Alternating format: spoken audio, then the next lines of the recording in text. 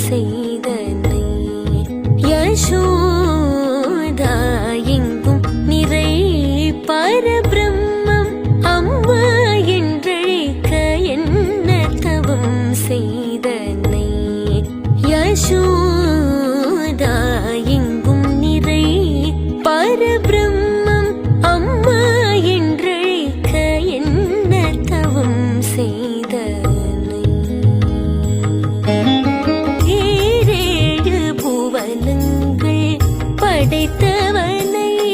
கையிலேந்து சிராட்டி பாலூட்டி கையிலேந்து சிராட்டி பாலூட்டி தாலாட்ட நீ